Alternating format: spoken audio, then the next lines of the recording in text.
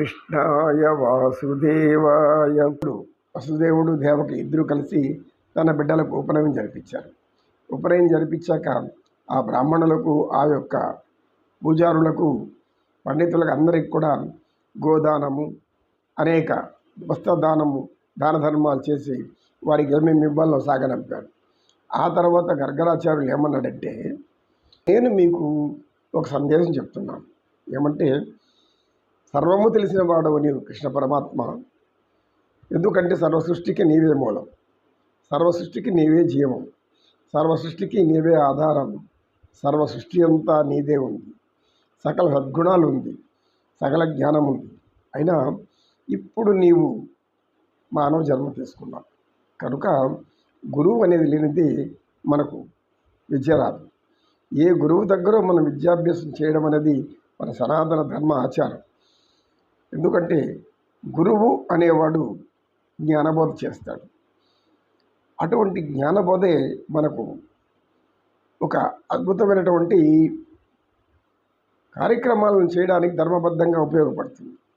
ఎవరైతే జ్ఞానాన్ని గ్రహించారో, గ్రహించిన వాళ్ళు ఎప్పుడు ధర్మయుతంగానే పరిపాలన చేస్తారు, ధర్మయుతంగానే ఆచరిస్తారు.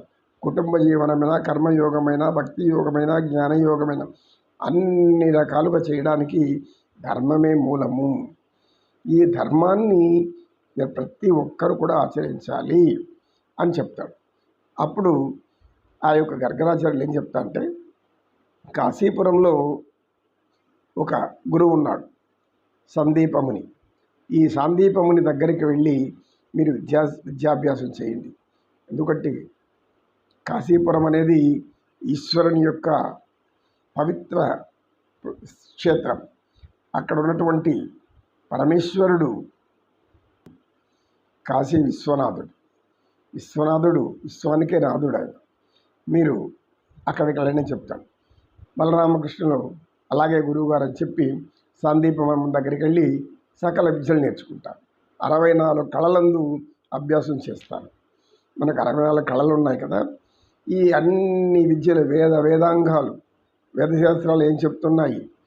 వేదాలలో వెలిసిన స్వామి ఈయనే, వేదాలను నిర్మించింది ఈ స్వామి. అయినా కానీ ఇప్పుడు మానవుడు కదా, అందుకని ధర్మాన్ని తప్పకూడదు.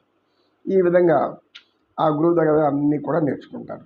నేర్చుకున్న తర్వాత చివరగా ఆ యొక్క సందీపముని పిల్లలను, నాయనలారా మీ విద్యాభ్యాసం పూర్తయిపోయింది, మీరు మీ స్వగృహానికి వెళ్ళండి అంటాడు. అప్పుడు బలరామకృష్ణుడు తమ యొక్క నైతిక విలువలను అక్కడ ప్రదర్శిస్తారు. ఏమి నైతిక బాధ్యత? ప్రతి ఒక్కరూ నైతిక బాధ్యత అనేది గ్రహించాలి. ఈ నైతిక బాధ్యత లేనప్పుడు మనలో వ్యక్తిత్వం ఉండదు. వ్యక్తిత్వం కోల్పోతే సంస్కారం పూర్తిగా నశిస్తుంది. సంస్కారం నశించిన వాళ్ళు ఎందుకు కొరగాకుండా పోతారు. వాళ్ళు ఎటువంటి వారి వలన సమాజానికి ప్రయోజనం ఉండదు, తల్లిదండ్రులకు ప్రయోజనం ఉండదు, వారికి కూడా వారికి ప్రయోజనం ఉండదు. ఎందుకు? అన్నిటికన్నా మూలము, చాలా ఉన్నతము, జ్ఞానము, సంపద అంతా కూడా ఎలా వస్తుంది? సంస్కారం వల్లే వస్తుంది. కాబట్టి ఈ సంస్కారం అనేది ముఖ్యంగా కావాలి. ఆ సంస్కారం బలరామకృష్ణుల్లో కనబడుతుంది. ఇప్పుడు ఏమంటారంటే, గురువు పాదాలకు నమస్కరించి, గురువుగారు మీరు విద్య నేర్పారు, ఉపహృతులు అని శ్రీకృష్ణ పరమాత్మ చెప్తాడు. ఇది వరకు గోపకాంతలతో ఉపహృతులు అంటే ఏమి? ఒకరు ఒక సహాయం చేస్తే వారికి తిరిగి మనం ఒక సహాయం చేయటం, అంటే ఒకరికొక సహాయం చేసుకుంటూ ఉండడము ఉపహృతులు. అంటే ఏదో ఫలితాన్ని ఆశించి ఒకరి నుండి ఒకరు తీసుకోవడం, ఆ ఫలితం మనకు వస్తుంది అనే ఆనందంతో అది తీసుకున్నాక వాళ్ళు అదే విధంగా కోరుకుంటారు. ఈ విధమైనటువంటి వృత్తులతో మామూలుగా మానవులు జీవిస్తూ ఉంటారు ఉపహృతులు. కొంతమంది ఈ కృతజ్ఞులు కూడా అంటారు. చేసిన సహాయం మర్చిపోయి వారిని అనేక నీచంగా మాట్లాడేవాళ్ళు, నీచంగా ప్రవర్తించే వాళ్ళు కూడా ఉంటారు.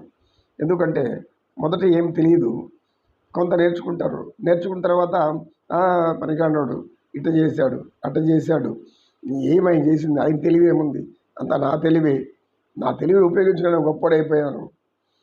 ఎవరు సహాయం చేశారు? నాకు ఊరు చేయలేదు, దేవుడు కూడా సహాయం చేయలేదు, చివరికి దేవుడు కూడా సహాయం చేయలేదు. అట్లాంటి వాళ్ళు కూడా ఉన్నారు ఈ కాలం. మానవులు మనస్తత్వాలు అనేక విధాలుగా ఉంటాయి. అందరూ ఎందుకు ఒకేలాగా ఉండరు అంటే, ఉంటే ఎలా మరి ఈ కర్మలు ఎలా అనుభవించేది? ఆ కర్మల అనుసారం బుద్ధి కర్మానుసారి. కనుక కర్మలు ఎలా ఉంటే మన బుద్ధిని నడిపిస్తుంది మానవుల్ని. ఈ జన్మలు అలా వస్తూ ఉంటాయి. కనుక జన్మలను కర్మలను బట్టి బుద్ధి ప్రవర్తన బట్టి ఉంటుంది మానవుల జీవితం.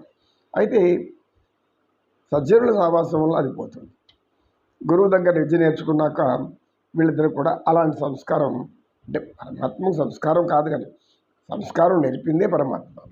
కానీ గురువు అనేది ఒక మిథ్య. అంటే మనకు గురువు అనేది అవసరం. గురువు ఎవరికో ఒక గురువు, దేవుడికైనా గురువు ఉండాలి, దేవుడికైనా తల్లి ఉండాలి. భగవంతుడు కూడా ఒక తల్లి కడుపులో జన్మించిన వాడి శ్రీకృష్ణ పరమాత్మ. కనుక ఈ ఈ విధంగా వాళ్ళు అడిగినప్పుడు గురువుకు నమస్కరించి, గురువుగారు మీరు ఏమనుకోనుంటే ఒక విషయం అడుగుతాం మనం. అడుగునండి ఆయన. తప్పకుండా అడగండి.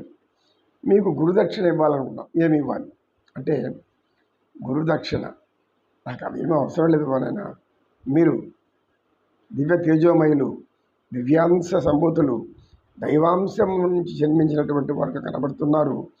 మీ జ్ఞానం అనంతంగా కనబడుతుంది. చెప్పి చెప్పందే మీరు అన్నీ గ్రహించేశారు. ఇక ఎంతకంటే నాకేం గురుదక్షిణ అని అంటాడు. అలా కాదు, మా ధర్మం అది. విద్య నేర్చుకున్న గురువుకి ఏదని ఇవ్వాలి. విద్య నేర్చుకున్న తర్వాత ఏ విద్య అయినా సరే, ఒక మంచి విద్య ఒక గురువు దగ్గర నేర్చుకుంటే ఆ గురువుకి గురుదక్షిణ అనేది ఇవ్వాలనేది మన సనాతన ధర్మంలోనూ ఒక ఆచారం. గురుదక్షిణ అనేది ఇవ్వడం అనేది సనాతన ధర్మంలో చెప్పబడినటువంటి ఒక ఆచారం. ఎందుకు? అది సంస్కారం, మానవులకు ఉన్న సంస్కారం, స్త్రీలైనా పురుషులైనా. ఈ సంస్కారం లేనప్పుడు మనిషిగా ఉండరు, వాళ్ళు మృగాలుగా మారిపోతుంటారు.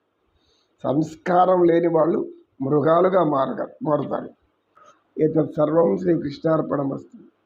ఓం తత్సత్. కృష్ణం వందే.